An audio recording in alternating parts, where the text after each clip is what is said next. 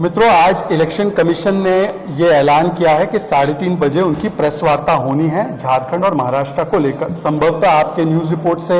ऐसे ही अनुमान होता है कि चुनावों की तिथि वो शायद घोषणा करेंगे, पर चुनावों की प्रक्रिया शुरू होने से पहले ही राशिद अल्वी ने कांग्रेस के कहने पर सारे हथियार डाल दिए हैं और अपनी हार स्वीकार ली है। यह हार को स्वीकारने वाला बयान है और ये बहाना और एलिबाई एक्सक्यूज बनाने का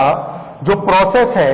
हरियाणा में तो चुनाव के हार के बाद शुरू हुआ, जहां पर ईवीएम पर दोष मढ़ा गया, पर यहां पर एडवांस में ही ईवीएम पर दोष मढ़ा जा रहा है, क्योंकि ईवीएम पर निशाना केवल बहाना है, राहुल गांधी को हार से बचाना है। हरियाणा में भी आपको याद होगा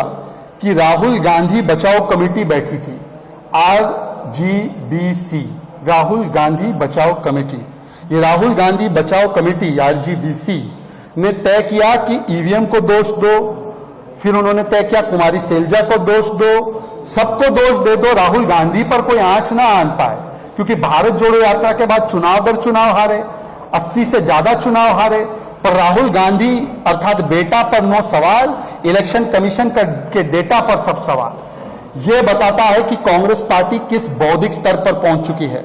जब तेलंगाना में ईवीएम से चुनाव जीतते तब तेलंगाना में ठीक होता है, कर्नाटका में ठीक होता है, कश्मीर में ठीक होता है,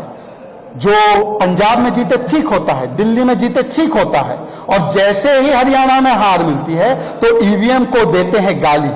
यह दिखाता है ये conditional commitment to constitution. Ambedkar ji ने भी कभी कल्पना नहीं की होगी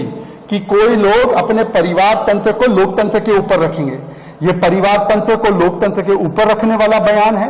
ये बहाना बनाने वाला बयान है, ये अपनी हार को स्वीकारने वाला बयान है, क्योंकि असलियत में झारखंड में कांग्रेस और जेएमएम की सरकार ने केवल भ्रष्टाचार, केवल डेमोग्राफिक जिहाद और केवल आदिवासियों के अधिकार को मारने का काम किया है। और महाराष्ट्र में जहां पर विकास का काम महाराष्ट्र में बीजेपी और हमारी ट्रिपल इंजन की सरकार ने किया है, जहां पर हमने विरासत को संवारने का महाराष्ट्र की काम किया है, जहां पर हमने बहनों के लिए लाड़की बहना जैसी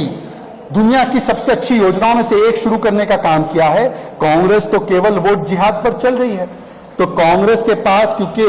अब आ चुका है कि उनको चुनाव में हार मिलने वाली है, इसीलिए कांग्रेस पार्टी ने यह बयान दिलवाया है और पूरी प्रक्रिया, चुनावी प्रक्रिया पर सवाल निशान खड़े करने का काम करते हैं। यह दिखाता है कि जब चुनाव जीतते तब तो ठीक है, वरना चुनावों पर ही सवाल खड़े कर देते हैं। बहुत बहुत धन्यवाद।